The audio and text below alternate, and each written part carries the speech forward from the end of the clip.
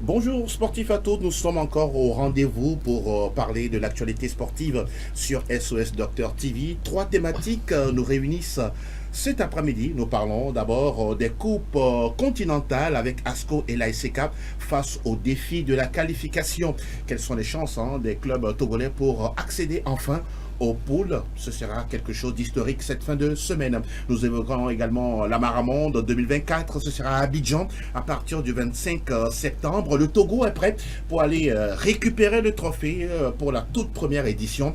On en parle avec le secrétaire général adjoint de la FETOMA. Et nous terminons cette émission avec du handball. Les finales dames et hommes au niveau du championnat senior de la Ligue Lomé Golf. C'est également une thématique qui nous intéresse dans Club Sport Santé. Merci à tous d'être encore une fois des nôtres. Tout de suite, on ouvre la première fenêtre de ce nouveau numéro.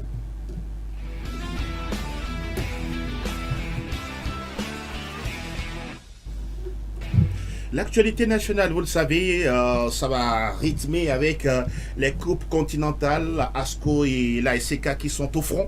On va d'abord saluer nos confrères en studio. Bonjour Dela, comment vous allez ce matin? Bonjour Angelo, je vais très bien. Bonjour aux téléspectateurs qui nous suivent partout.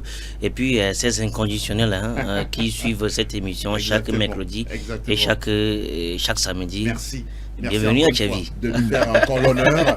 Tchevi également est là. Bonjour Tchevi. Bonjour Angelo, bonjour à tous ceux qui nous suivent en ce moment. Un grand plaisir d'être toujours là. Comment vous portez-vous aujourd'hui? Ça va, en pleine forme. D'accord. On espère également que les clubs ASCO et l'ASK sont en forme. Messieurs, on va parler d'abord d'ASCO qui est à la maison, qui va jouer ce dimanche face à l'équipe du Djoliba AC. Et Tchevi, on se rappelle que lors de leur manche aller, c'était 1-0. Défaite courte, certes, à l'extérieur. Pour vous, ce défi-là, on peut parler d'un défi historique pour ASCO? Bien sûr. Quand nous insistons que voilà, entre-temps, Alaïs Tokopo avait déjà écrit l'histoire, aujourd'hui à Barracounda, cela montre à suffisance que voilà, il faut également un deuxième club pour pouvoir retrouver la phase d'épaule au niveau de la Ligue des champions africaines. ASCO était quand même sur la voie, mais fausse d'insuffisante par rapport à certains aspects. Ils n'ont pas pu accéder à ces phases de poule. Je crois que c'est l'occasion ou jamais, parce que sur le chemin, dans les années antérieures, on a retrouvé des clubs maghrébins où on se disait que voilà, ça va être très très compliqué, et ça a été très très compliqué. Pour cette fois-ci, c'est tout simplement la cerise sur le gâteau, on va dire. Donc pour moi, face à Djoliba, bien sûr qu'au match aller, il y a eu également beaucoup de choses qui se sont passées dans ce match où on ne va pas tout à fait s'apprécier sur le pénalty accordé. Il faut oublier tout ça, n'est-ce pas? Il faut oublier tout cela et se remettre en cause par rapport à ce qui n'a pas marché au niveau de ce match aller. Parce que quand on prend aujourd'hui cette attaque d'ASCO Football Club, il y a un problème. Il n'y a pas ce véritable attaquant finisseur qui à tout moment peut essayer de faire la différence. On a beaucoup plus le collectif qui aujourd'hui arrive à faire la différence. Je crois que pour ce match retour, à la maison en plus, un but, c'est possible. Si on arrive bien sûr à entamer le match avec plus de pression et montrer tout de suite des envies, je crois que c'est le moment où jamais pour ASCO d'accéder en phase de poule. Et moi j'y crois énormément parce que cette équipe avec Ayao Amani, il faut espérer mieux. Il faut espérer mieux. Etienne parlait tout à l'heure de l'attaque de l'ASCO face au Djoliba. On n'a pas besoin de faire 0-0 ni 1-0. Il faut gagner avec la manière. Peut-être pourquoi pas 2-0, 3-0 et éliminer le Djoliba et aller à la phase de poule. Angelo, c'est une finale pour ASCO de Kara face à Djoliba. On a vu le match aller, ASCO qui s'est créé pas mal d'occasions, mais manque de réalisme en est passé par là. Mais demain, c'est au stade de Kégué, ASCO de Kara est à domicile. Il n'y a aucune excuse pour ASCO de Kara de justifier une contre-performance. Demain, il va falloir que ASCO de Kara gagne tout simplement Djoliba du Mali. Ce qui est bien aussi, l'état d'esprit des joueurs. Les joueurs sont très confiants que demain, ils vont relever tout simplement un défi. Et puis ce qui va bonifier un tout petit peu le groupe d'ASCO de Kara, l'ASCO qui reçoit le retour de Enoch Kankwe. Vous le connaissez très bien, ce joueur-là qui avait été le fait follet de cette formation des Condona au cours de cette saison en championnat de 1 Lonato. Il a signé son retour. C'est un atout. C'est un atout majeur parce que c'est un joueur qui casse tout simplement les lignes, qui essaie aussi de revenir, qui dézone à chaque bout de moment pour venir apporter de l'aide au milieu de terrain, ou que ce soit aux ailiers. Donc voilà, Asco a tous les atouts possibles pour passer le cap de Djoliba, pour rentrer dans le groupe. Ce qui est aussi bien le mental de Lambert Amani, c'est ça. Il dit hier en conférence de presse qu'il va falloir qu'on oublie tout simplement le résultat de la manche aller et débuter le match face au Djoliba comme si c'est la première fois qu'il découvre cette équipe-là. Donc je crois que avec l'aide des dirigeants, des supporters et l'état ou bien le moral des joueurs, demain ça pourrait être un jour de fête. Jour de fête, mais avant on va toujours parler d'Asco. Et le coach également, ça reste un aspect. Lambert Yaouamani qui dit qu'il a l'expérience en tout cas de ce genre de match. C'est aussi un défi pour lui, ça va dans l'intérêt de sa carrière. Bien évidemment, quand on est coach, il y a également les années qui sont passées par là, où aujourd'hui, il y a ce défi qui doit se relever au niveau d'un coach qui a un club. C'est votre responsabilité, que ce soit au niveau de vos dirigeants, c'est d'abord, après tout, personnel. Parce qu'après, vous allez écrire votre nom dans l'histoire d'un club.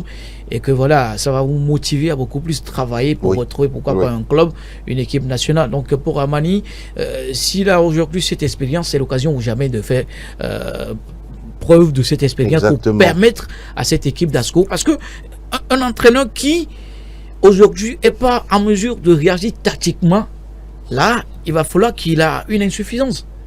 Parce que moi, quand je prends tous ces entraîneurs qui débarquent à la tête de nos clubs, ils ont ce problème de tactique. Moi, je les dis pas trop que voilà, ils n'ont pas ce niveau de tactique, mais quand vous avez un match en face, c'est là où on sent qu'un entraîneur est capable de réagir tactiquement par rapport à ce que l'adversaire propose. Donc pour Amani, il parle d'expérience. Cette expérience, c'est aussi au niveau de la tactique mise en place. Vous l'attendez sur ce plan? Moi, je l'attends sur ce plan parce que quand on se réfère au match aller, on a senti que voilà, il a mis une tactique en place. Maintenant, cette tactique au niveau de l'attaque n'a pas pu marcher en tant que tel. C'est maintenant, il va falloir encore plus rebooster ou bien booster encore cette tactique-là. Parce que nos entraîneurs au niveau de la tactique, c'est également demander aux joueurs, mais provoquer l'équipe adverse. Exactement. Quand chercher des fautes dans la surface ou en dehors, à la limite de la surface. Mettez-y de la pression. Provoquer l'adversaire. Quand l'arbitre ne siffle pas telle faute, allez provoquer l'arbitre. Voilà. Ça, c'est le rôle du capitaine. Ça fait partie du football. Ça fait partie de la tactique de l'entraîneur. Et quand on marque, c'est pas encore terminé, continuer comme si on n'a pas marqué. Et vers la fin, jouer au chrono. Exactement. Mais de manière sage. De manière sage. Pour ne pas être rattrapé par le but de dernière minute. De manière sage que quand on a une faute quelque part, on joue au chrono parce qu'on nous allons jouer une faute. Exactement. Mais ça manque aux Togolais. D'accord. Et je crois que demain, si tout cela se revient sur le tapis, pourquoi pas on va passer. Je reste avec vous pour enchaîner. Vous voulez dire quelque chose avant je voulais corroborer un peu ce que Chevy vient de développer.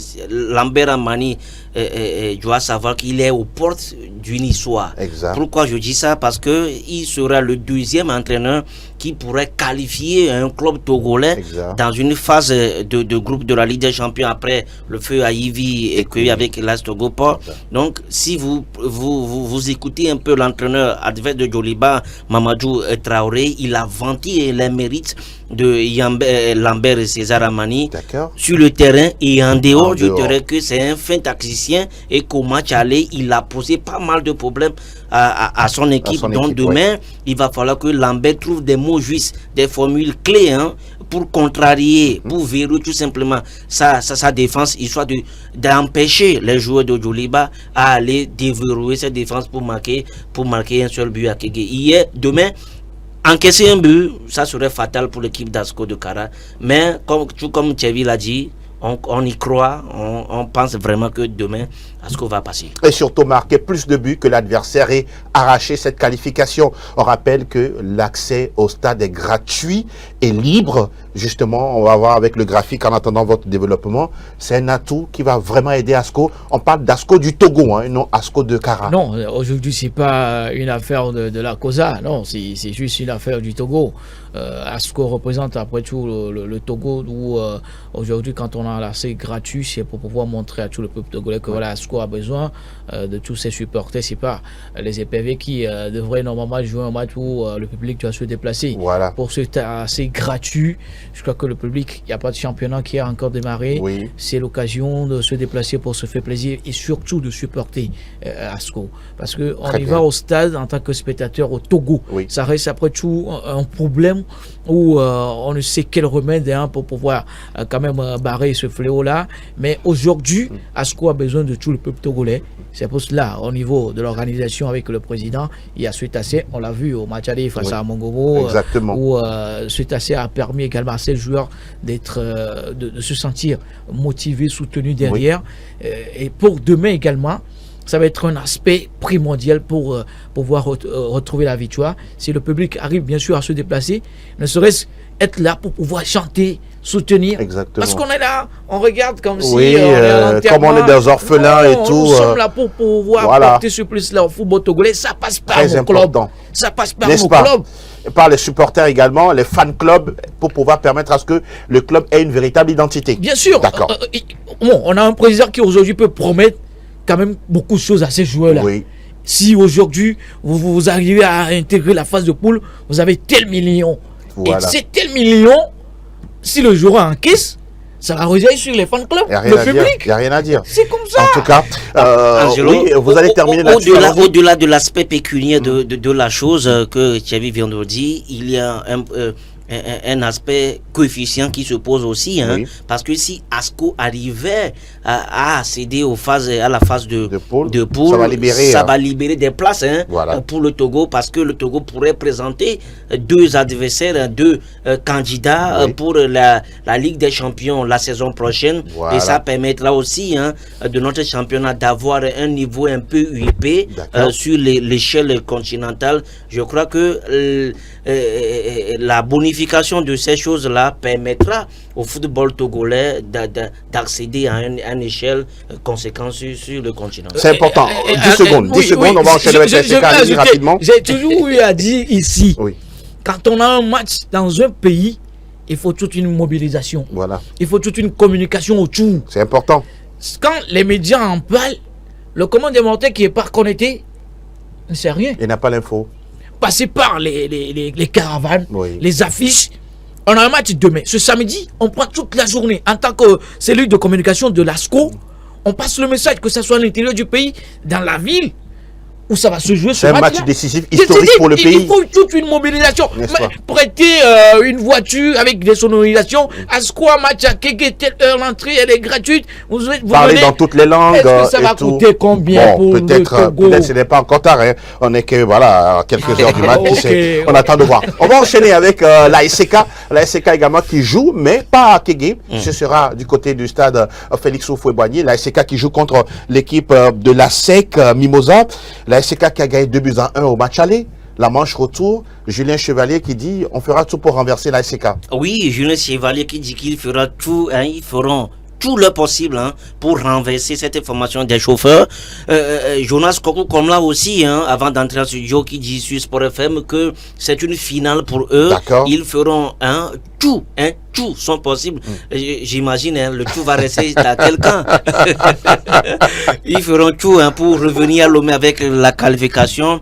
Je crois que ce sera un match qui sera un peu ouvert, parce que les deux équipes vont essayer de marquer, de concrétiser leur occasion, mais la pression serait beaucoup sur Julien Chevalier, qui va essayer d'enregistrer cette qualification pour le peuple ivoirien. Mais Jonas aussi est face aussi à un défi historique. Il va falloir permettre au football togolais de grandir aussi, mais demain tout est possible. On attend de voir parce que il dit le moral est est au beau-fils, les joueurs sont déconcentrés, tout se passe bien. On attend que nos prières les accompagnent demain pour qu'ils fassent un bon résultat là-bas en Côte d'Ivoire. On se rappelle que l'ASK est allé gagner 2-0 chez l'ASFAN, mais l'ASFAN, c'est pas la SEC Mimosa. Et là, l'ASK également qui a 90 minutes d'une qualification historique en Coupe CAF. Oui, quand on parle de la SEC Mimosa, c'est un club historique du football ivoirien. Où un match à domicile comme match retour où ça se joue une qualification, ils mettront quand même tous les moyens possibles. Aujourd'hui, ASK nous a prouvé qu'il peut à tout moment surprendre les adversaires. Vous mettez une pièce sur cette équipe? Je mets une pièce là-dessus parce que face à Asfan, on se croyait déjà éliminé à Lomé avec ce match nul de 2. Mais la grande surprise où personne ne vendait cher la peau d'ASK à domicile, à l'extérieur, pardon. Et voilà, nous sommes devant aujourd'hui le fait accompli où on a été piégé sur ces dernières minutes avec ce but encaissé qui donne l'espoir à cette équipe d'ASEC. Mais je me dis quelque part que c'est un match qui doit être rapidement oublié. Comme l'a dit Jonas en conférence de presse où ça se joue comme une finale. Maintenant, il faut un travail psychologique. Le football, c'est beaucoup d'aspects.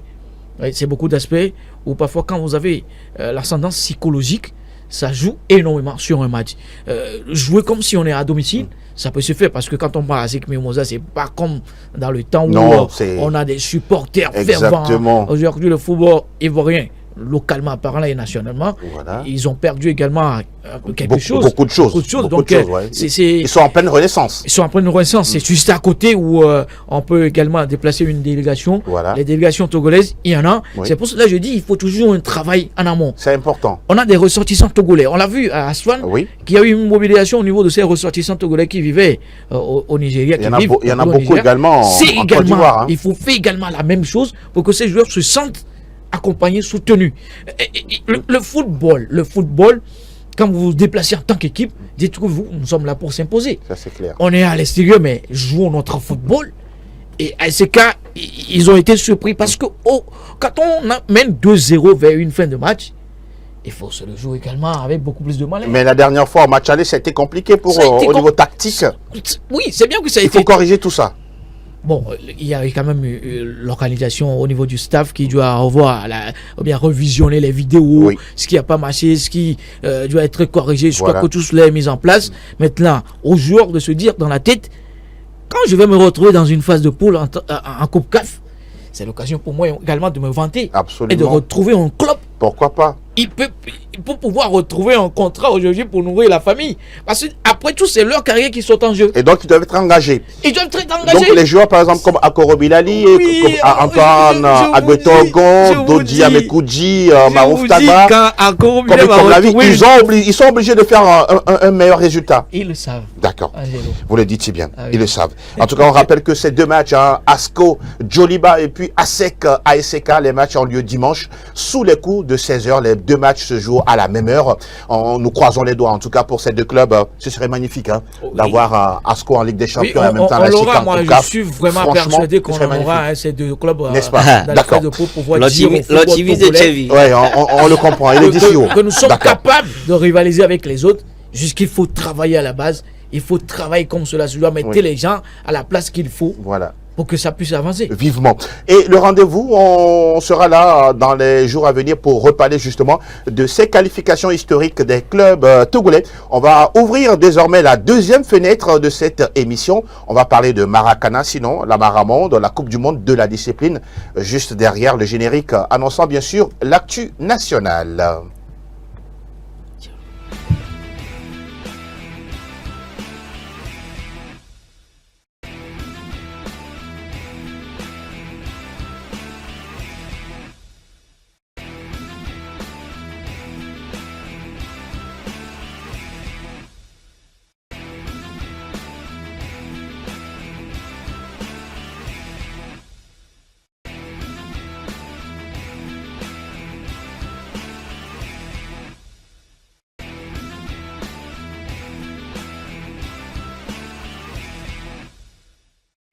Deuxième fenêtre de cette émission Club Sport Santé, nous parlons désormais de Maracana avec cette Coupe du Monde qui se prépare du côté d'Abidjan, Côte d'Ivoire. Bonjour Tom Fekaro. Bonjour Angelo, bonjour Thierry, et bonjour à tous les téléspectateurs. Vous allez bien, tout va bien tout doucement pour le Togo? Un peu fatigué. Un peu fatigué. Oui, ce sont les derniers réglages, en tout cas pour la Coupe du Monde. Confirmation, c'est bon, ça aura lieu, cette Coupe du Monde, dans quelques jours oui, en Côte d'Ivoire? Bien sûr, le 25, la Coupe du Monde sera ouverte en Côte d'Ivoire, à Abidjan. Vous allez rapprocher un peu plus du micro pour parler un peu plus fort, voilà. Le 25 prochain, le 25 septembre prochain, la Coupe du Monde sera ouverte à Abidjan. Oui. Et le Togo fera partie des équipes ou sinon des pays qui participent à cette compétition. Très bien. On va parler d'abord des préparatifs sur le plan physique et technique, de manière ramassée. Qu'est-ce qui s'est fait depuis là? Oui, depuis 3 mois, la direction technique avec les différents coachs, on peut rassembler les joueurs. On en a parlé ici déjà, je crois. On rassemblé les joueurs avec qui un travail sérieux a été fait. Et les entraînements se faisaient tous les lundis et mercredis soirs. Et les samedis, c'était des matchs amicaux contre les clubs de Lomé. Oui. Donc pendant tout ce temps, les joueurs se sont mis au travail pour être prêts et pouvoir compétir avec toutes les autres nations qui vont se retrouver là-bas. Et je ne suis pas très bien placé pour vous parler du volet technique. Le directeur technique serait là, ce serait mieux. Ce serait mieux. D'accord. Il en parlerait mieux. Bon, vous avez quand même un regard pour vous dire que c'est plaisant. Oui, moi, les entraînements. Je suis confiant. Voilà. Je suis confiant et à voir le travail que les joueurs font chaque jour. Oui. Le jeu qu'ils produisent sur le terrain. Et on est confiant, on sait que ça va donner quelque chose à cette compétition. Au niveau justement des préparatifs, il y a également le volet financier. Alors, le Togo y participe comment? Nous prenons le moyen aérien ou bien c'est terrestre? Comment sont les conditions justement de voyage des éperviers maracaniers? Oui, on a fait des efforts. Tout est presque fin prêt. Et le projet était de pouvoir partir par avion, mais le budget n'étant pas bouclé et nous n'avons pas eu les moyens nécessaires pour pouvoir s'acheter les billets d'avion pour pouvoir rallier Abidjan par vol. Donc nous allons voyager par route le mardi 24. Nous prendrons la route avec un bus qui a été loué par la fédération. Et c'est avec ce moyen que nous allons nous rendre à Abidjan. Comment le ministère vous accompagne sur cette activité? Sur tous les plans, le ministère est toujours là sur le plan technique. Parce que dès qu'on a un besoin, tous les techniciens du ministère sont dispo. Oui. Dès qu'on les appelle ou bien il y a besoin, on va les rencontrer pour discuter. Et sur le plan administratif, on a pu obtenir toutes les autorisations nécessaires pour pouvoir aller et revenir. Et le laisser passer également au niveau du ministère de la Sécurité. Tout est fait. Sur le plan financier également, je ne vais pas dire que rien n'est fait, même si nous sommes tous d'accord que ce qui est fait n'est pas suffisant et ne facilite pas la tâche à la fédération. Nous espérons toujours que le ministère va pouvoir nous accompagner davantage financièrement pour que la tâche soit plus facile et pour les dirigeants de la fédération et surtout pour les joueurs qui vont être entrés dans l'arène. Et tu as vu une première édition de Coupe du Monde de Maracana. On a toujours eu les Coupes d'Afrique des Nations avec le Togo qui a déjà remporté 3 Coupes d'Afrique. 3 Coupes d'Afrique des Nations dans les deux catégories. Dans les deux catégories. À l'époque, on parlait de senior et super senior. Une première Maramonde, oui, vous qui êtes journaliste et observateur justement, de Togo qui y sera, quel est votre commentaire là-dessus? D'abord, chapeau à la Fédération togoise de Maracana qui a déjà compris qu'il va falloir mettre les moyens pour pouvoir représenter le Togo comme ils l'ont fait dans le passé. Aujourd'hui, on parle du Togo au niveau de Maracana où c'est pas un novice à la matière. On a eu à remporter les trophées. Aujourd'hui, on est dans une nouvelle phase qui est une Coupe du Monde qui regroupe pas seulement que les pays africains, mais également le monde entier. Où ça va être encore une fois une nouvelle découverte au niveau de cette discipline-là.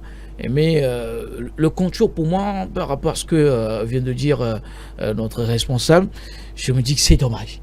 C'est dommage parce que quand on prend le Togo, que ça soit dans toutes les disciplines, c'est pour aller hisser haut les couleurs nationales beaucoup plus haut. Mais on a l'impression qu'il y a certaines disciplines, certaines fédérations qui sont privilégiées et non d'autres. Le Maracana, pour l'histoire, le Togo a écrit son nom et a remporté des trophées. Exact. Que ça dans toutes les catégories, que ce soit junior et senior, Voilà. on a eu à remporter des trophées. Maintenant, on parle d'une Coupe du Monde. La Coupe du Monde, c'est d'abord l'occasion pour ces fédérations-là d'avoir une liaison, une collaboration avec d'autres fédérations. Mais quand vous n'avez pas le soutien nécessaire, avec quel statut vous allez vous présenter devant ces fédérations pour pouvoir attirer ou bien cette attention, attiser de la relation au niveau de ces d'autres fédérations? La délégation, normalement, doit être reçue. Tous les joueurs, toute la délégation doit être reçue avec un drapeau remis. Comment on le fait avec toutes les équipes nationales, Angelo? Est-ce que ça aussi, il Vous faut pensez qu'il y a 2 poids 2 mesures? Il y a 2 poids 2 mesures. Ne minimisez pas les disciplines. Parce que là, la sélection va représenter tout un pays. Mais monsieur a dit tout à l'heure que le ministère fait quand même son possible. Même je me dis que c'est insuffisant. Le soutien mental, psychologique, il est très important. On ne demande pas forcément l'aspect financier qui doit être mis devant de la scène. Mais quand vous soutenez les gens moralement, ça fait que voilà, ils se sentent accompagnés. On parle de la voie terrestre pour pouvoir rallier Abidjan. Mais quand même, c'est des athlètes qui vont aller défendre la couleur nationale. Mais ça coûte combien de leur permettre d'avoir quand même des vols pour Abidjan? C'est combien ça dépasse le Togo? Mais excusez-moi quand même de le dire, mais arrivé à un moment donné, il va falloir qu'on puisse dire la vérité. Parce que quand ils prendront le vol aérien avec un hébergement bien mis en place, mais qu'est-ce qui ne les pousse pas à aller chercher le trophée? Ils vont bien récupérer, être en forme pour la compétition. Bon, Angelo, on en parle, les gens pensent que voilà, on tire qui que ce soit, mais non. C'est pour pouvoir permettre à ceux-là qui rêvent de jouer un jour le Maracana, de se dire dans la tête, mais quand je rate le football, et le Maracana à côté où je peux me mettre en évidence pour permettre à mon pays de retrouver un niveau. Et rendre beaucoup plus fier également la nation. La nation. C'est une question de nation là. C'est l'organisation. Et l'organisation, c'est pas seulement au niveau de la fédération, c'est au niveau de l'État aussi. Ça, c'est important. Faudrait pas qu'on arrive peut-être qu'il y aura une cérémonie. Est-ce qu'il y aura une cérémonie de remise de drapeau pour la Coupe du Monde? On n'est pas dans le secret des dieux. On est déjà pris par le temps. On va poser la question aux responsables. Pour le moment, ce n'est pas prévu, mais on a une rencontre avec les techniciens du ministère ce lundi matin. Ok. On verra. D'accord, on verra. Vivement. On verra. Parce que c'est pour moi très important. Il faudrait qu'on valorise les gens qui méritent, qui font un travail. Absolument. Et il faut plus de reconnaissance. C'est tout ce qu'on demande au Togo. C'est très très important. On rappelle que le Maracana, oui, c'est une discipline de foot qui se joue sur un terrain de handball avec des règles bien précises. Pour cette année, on ne parle plus de super senior et de senior, mais il y a une formule dénommée arc-en-ciel. Avec vous, voilà, pour celui-là qui vient de nous prendre justement dans cette émission, c'est quoi exactement cette formule-là avec le Maracana? Oui, effectivement, pour cette Coupe du Monde, il y a eu de l'innovation. Sinon, une avancée qui est en train d'être faite. Généralement, le Maracana se joue en 2 catégories. La catégorie senior, qui est jouée par des personnes âgées de 35 ans au moins, jusqu'à 45 ans, 44 ans au plus. Et ceux de la catégorie super senior, qui commencent par jouer à partir de 45 ans jusqu'à X âge. Mais pour cette année, et puis ça se jouait en 20 minutes, exactement. 2 fois 10 minutes. Pour cette Coupe du Monde, il y a eu de l'innovation et ça va plus se jouer en 20 minutes, mais en 30 minutes, 3 tiers temps. Voilà. De 10 minutes séparées de quelques minutes de repos. Et en plus, les joueurs, les différentes catégories sur le terrain, enfin les 3 catégories seront mélangées, si on peut le dire ainsi, sur le terrain avec des quotas différents. Il y a la catégorie senior, la catégorie junior d'abord, qui eux ils sont âgés de 18 à 34 ans. C'est eux qui sont la nouveauté, qui peuvent jouer, qui sont appelés à jouer avec leurs doyens. Donc on aura sur le terrain 2 juniors qui ont l'âge, comme je l'ai dit, de 18 à 34 ans et 3 seniors de 35 à 44 ans et puis un super senior de 45 ans et plus. Et pour les changements, ces catégories se changent entre eux. Donc obligatoirement, on a ces différents quotas sur le terrain, ce qui n'était pas le cas avec les deux les deux catégories qui se jouaient avant. Ça veut dire simplement que pour ceux qui viennent de nous prendre, le Maracana, c'est 6 joueurs obligatoires sur le terrain. 6 joueurs obligatoires sur le terrain et le gars, il y a un qui fait office de gardien mais qui ne peut pas utiliser les mains. Que vous appelez cagiste souvent. Oui. Voilà. Qui ne peut pas utiliser les mains. Si la balle lui touche la main dans la surface, c'est absolument. Bon, on va se transformer bientôt en Maracanien. Hein, pourquoi pas aller jouer là-bas de façon très très doucement, voilà, comme on le dit. On va parler de l'objectif, parce qu'après tout, vous allez sur cette compétition, pas pour aller voir les autres nations. On parle d'une Coupe du Monde avec, je pense, 16 pays, non, c'est ça? 16 pays. 16 pays, c'est pas rien. De 4 continents. Le Togo est dans la poule C, aux côtés du Sénégal, de la Guinée-Bissau et puis du Burkina Faso. Oui. Le Togo a ses chances de passer? Oui, moi je dis toujours que le Togo, dans la discipline Maracana, ne peut pas aller à une compétition et viser autre chose que la victoire finale. Très bien. C'est pas possible. Nous étions la dernière fois à Grand Popo, notre objectif était de ramener le trophée. Malheureusement, on a joué une demi-finale ceux qui l'ont suivi ont vu comment c'était. Malheureusement, on a eu à la dernière minute un but assassin qui nous a empêché de jouer la finale. Pour cette Coupe du Monde, l'objectif... Avant ça, on est quand même revenu avec une médaille, non? Oui, on est revenu avec la médaille de bronze. De bronze, donc, voilà. 3e pour la catégorie senior. Senior, voilà. Oui. Donc c'est quelque chose. Donc pour cette Coupe du Monde, l'objectif est le même, de ramener le trophée, malgré toutes les conditions dans lesquelles on évolue. Oui. L'objectif est le même, de ramener le trophée. Et on est avec la Guinée, vous l'avez dit, la Guinée, le Sénégal, Guinée-Bissau, bien sûr, le Sénégal et le Burkina Faso. On connaît un peu plus le Burkina Faso pour l'avoir joué plusieurs fois aux différentes CAN. D'accord. Pour le Sénégal et la Guinée, un peu moins. Ah, oui. Mais ça ferait, il peut y avoir des surprises, mais on pense qu'on sortira de cette poule pour pouvoir avancer de petit à petit jusqu'à la finale. On le sent confiant, hein? Oui, très confiant. C'est de bon augure. Hein? C'est une motivation supplémentaire. En tant qu'athlète, il faut se dire que voilà, peu importe ce qui va arriver. Bon, je rappelle que lui, il ne joue pas. Hein? Oui, il joue pas. Je joue pour mon club. Pas pour la Coupe du Monde. Pas pour la Coupe du Monde, mais on sent que oui. On parle d'une Coupe du Monde, la première. Et c'est l'occasion pour ces athlètes-là de se signaler. Exactement. Et ça passe par une qualification dans les phases de poule.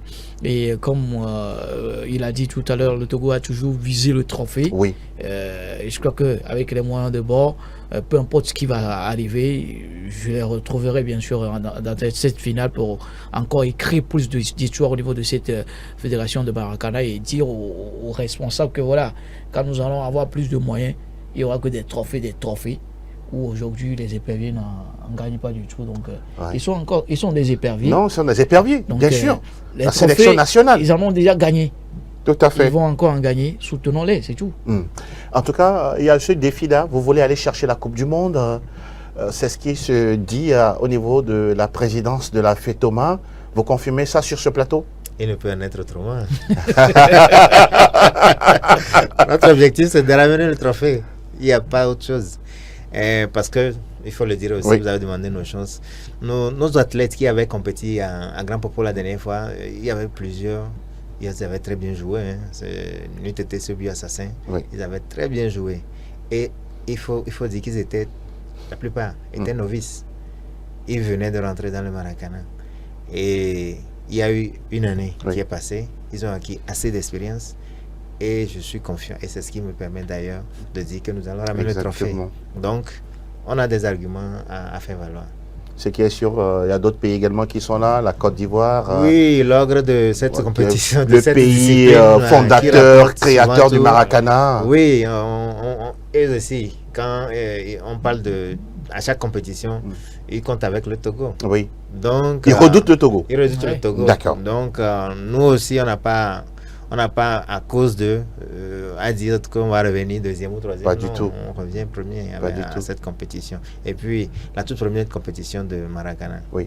Et puis d'Afrique des Nations qui avait été organisée. Oui, à Yamoussoukro. C'était le Togo qui. Voilà. Donc première Coupe du Monde également. Ça va de soi. On va récidiver. Intéressant. Très très intéressant.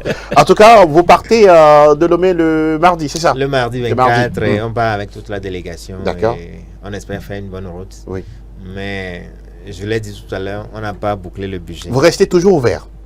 Oui, on est toujours ouvert parce qu'on en a toujours besoin. Oui. Et on a encore aujourd'hui. Oui. Demain, c'est pas un jour vrai, mais on peut quand même faire quelque chose. Il y a quand même Et les transferts d'argent qui se font. Donc, lundi, à tout moment, voilà. Et qui peut permettre à tout un chacun, toute personne qui nous écoute et qui a la bonne volonté d'accompagner cette fédération, de nous faire quelque chose, de nous appeler et de nous accompagner et pour la victoire finale. Très important. Je lance l'appel à tout le monde sans exception, aux premiers sportifs togolais, à Madame le ministre encore une fois.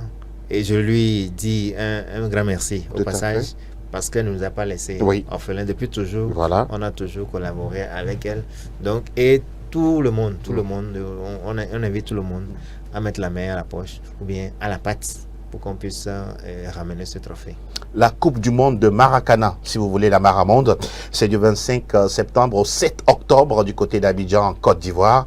16 pays en lice, voilà justement le graphique qu'il annonce. Le Togo a déjà pris son quartier et voilà, il sera de la compétition. Le Togo joue son premier match le 28, selon le calendrier, le 28, face à la Guinée, Bichao, et après, ce sera contre le Sénégal et puis le Burkina Faso. Toutes nos prières vous accompagnent. Vivement, on en a besoin. Des prières, les ondes positives, absolument. On en a vraiment besoin. Et revenir avec ce beau trophée qu'on va mettre ici. On va mettre justement sur ce plateau et célébrer justement les éperviers maracanais. Quelque chose rapidement et puis on n'insistera jamais de souligner toujours l'aspect financier. Aujourd'hui, les fédérations doivent comprendre qu'il faut également un travail.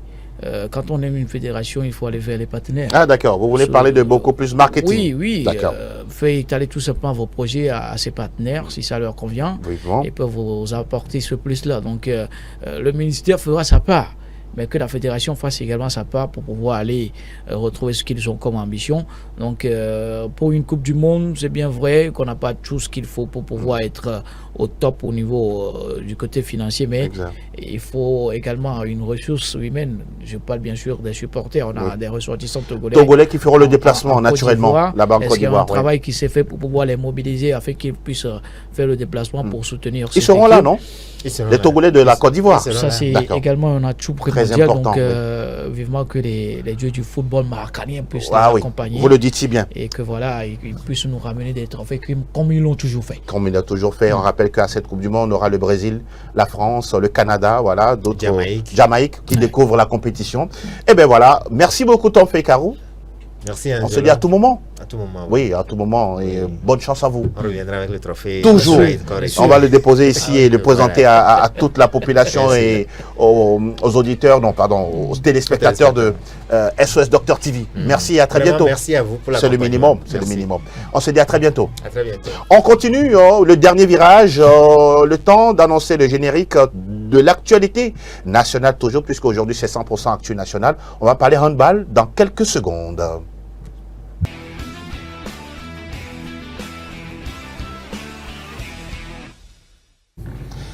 Dernier virage de Club Sport Santé, on va parler de sport de main, handball, avec les finales dames et hommes au niveau du championnat senior de la Ligue Lomé Golf.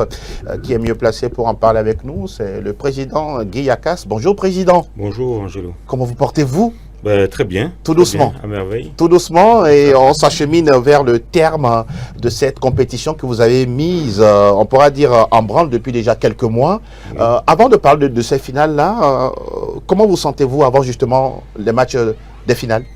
Écoutez, je me sens très bien parce que nous sommes satisfaits, même si la tâche a été ardue, même si le chemin a été un peu chaotique, même si au bout de chaque effort, on se sent toujours un peu fatigué. Mais vous savez, le résultat est là. La plupart des observateurs avertis vous diront que du championnat de relance que nous avons, du tournoi de relance que nous avons organisé l'année dernière, au championnat que nous sommes en train de terminer ce week-end, le niveau a considérablement évolué. Les choses belles que nous avions remarquées, les choses belles que nous avions espérées, ces choses belles-là se sont multipliées. Et comme je me plais à le dire, et comme on le dit habituellement, les fruits ont porté les promesses des fleurs. Aujourd'hui, quand on considère le calendrier des matchs, tout a été respecté ou bien il y a eu des difficultés pour le respect des calendriers? Non, il n'y a eu aucune difficulté. Dame Nature a même été très clémente avec nous. Nous n'avons pas eu à annuler ou à reporter un quelconque match du fait des intempéries. Nous avons eu à déplacer juste une journée parce qu'il y avait des activités qui étaient organisées dans des ligues de l'intérieur, notamment à Palimé et dans la région maritime, et pour respecter et pour soutenir ces ligues-là, parce que bien évidemment, il existe un partenariat assez solide entre la Ligue Lomé Golf et ces ligues-là. Nous avons, je dirais, déplacé une petite journée de championnat pour aller pouvoir leur prêter main forte au plan technique. Mais sinon, à part ça, toutes les journées prévues se sont déroulées normalement. Et aujourd'hui, on arrive au bout de la compétition. Et Thierry, voilà, on parle de handball, tout doucement. Il y a également de la matière pour ces athlètes-là, handballeuses comme handballeurs. Oui, par rapport à tout ça, qu'est-ce que vous dites? D'abord, beaucoup de courage et surtout félicitations à la fédération parce que quand on prend toutes les fédérations au Togo, c'est des activités qui font quand même vivre les fédérations. Oui. Tant qu'il n'y a pas d'activité, cette fédération n'existe pas du tout. Donc, pour moi, ces organisations viennent quand même à point nommé pour aujourd'hui couronner tout le travail qui se fait. Parce qu'il y a d'abord, monsieur vient de parler de la Ligue, dans tout le territoire togolais, on a des ligues qui aujourd'hui travaillent pour que ces disciplines-là soient beaucoup plus connues par la population. Et s'il n'y a pas des activités organisées, ces ligues-là ne se voient pas beaucoup plus trop assumer leurs responsabilités. Donc aujourd'hui, on peut se dire que voilà, c'est de la satisfaction au niveau de toutes ces organisations. Parce que cela nous permet de donner la chance à ces jeunes-là de montrer leur talent. Oui. Le handball, que ce soit dans d'autres disciplines, quand ces jeunes ne sont pas passionnés, ça n'existe plus. Et pour que la passion vienne, il faut que les gens qui s'y connaissent à la matière puissent aller vers la population. Et ça passe par les ligues avec la fédération qui collabore avec ces ligues-là. Donc, pour moi, c'est quand même des activités qui, aujourd'hui, doivent permettre à toute la jeunesse togolaise de comprendre qu'il n'y a pas que le football. Parce que quand on prend le Togo, toute la jeunesse est quand même focalisée sur le football. Et c'est ce qui est dommage. N'est-ce pas? Non, il faut aujourd'hui de la décentralisation et ça se fait au niveau du handball également. Donc, pour moi, c'est quand même une bonne chose et j'ose croire que dans les jours à venir, parce qu'aujourd'hui quand on parle de handball sur l'échiquier continental, le Togo a disparu un tout petit peu entre guillemets, donc il faut encore du travail pour pouvoir retrouver une équipe nationale avec un niveau élevé et aller compétir avec les autres continents. Donc pour moi, c'est un travail qui doit toujours continuer et aller de l'avant. Guy Akas, avant de parler justement de ces finales dames et hommes, vous reconnaissez aujourd'hui qu'au sein des clubs, l'effectif est de plus en plus jeune, contrairement aux seniors qui sont en train de quitter la discipline? Parfaitement, parfaitement. Nous avons vu, d'ailleurs, nous comptons la Ligue Lomé Golf, un club que vous connaissez certainement, puisque vous êtes un averti de la discipline. On vous voit souvent à nos côtés les jours de championnat. Espoir de Lomé, Espoir d'Agoué, qui est un effectif, je dirais, tout jeune, tout récent, qui en l'espace d'une année, d'une saison, nous a montré une progression fulgurante, à toiser, je dirais, les plus grandes équipes, les plus expérimentées, en a fait trembler plus d'une, y compris la mienne la fois dernière en finale. Non, les effectifs sont jeunes. C'est vrai que nous sommes très regardants, nous faisons très attention à ne pas jeter le bébé avec l'eau du bain, comme on dit. Il est hors de question de nous débarrasser des anciens joueurs. Vous savez, c'est toujours dans les vieilles marmites qu'on prépare les meilleures sauces. Donc nous tenons à garder nos anciens bons joueurs qui ont encore beaucoup de choses à nous apporter, qui ont surtout beaucoup de choses à transmettre à leurs poursuivants. Mais il est notable, il est vraiment notable qu'il y a une génération de jeunes joueurs qui est vraiment en train de pousser à la porte et qui nous montre de très belles choses. On parle toujours de révélation, de relève. Ça aussi c'est important dans n'importe quelle discipline, le handball également. Aujourd'hui nous prouve plus que ça. On va parler de la finale des dames. On a une affiche. Vous en tant que technicien, en même temps encadreur, en même temps administratif et tout. Bulls face à Akowa chez les dames. Une affiche que vous nous recommandez à regarder, à venir voir? Je vous recommande tous les matchs. Je vous recommande déjà ceux de tout à l'heure. Tout à fait, les 3e et 4e places. Je suis en train de regarder de manière un peu effrénée ma montre parce qu'il faut que je parte me changer et aller rejoindre mes collègues du bureau pour l'organisation des matchs de tout à l'heure. Donc je vous recommande tous les matchs. Vous savez, tout à l'heure, on aura des matchs de classement. Oui. Il y a match, il y a vraiment match déjà tout à l'heure. La 3e place, ça sera entre Dito et Elite. D'accord. Ces équipes-là qui ont vraiment tenu haut la dragée aux 2 équipes qui sont qualifiées en dames aujourd'hui, c'est-à-dire Akowa et Bulls. Mais surtout en hommes. En hommes, on a vraiment eu de très belles confrontations en demi-finale.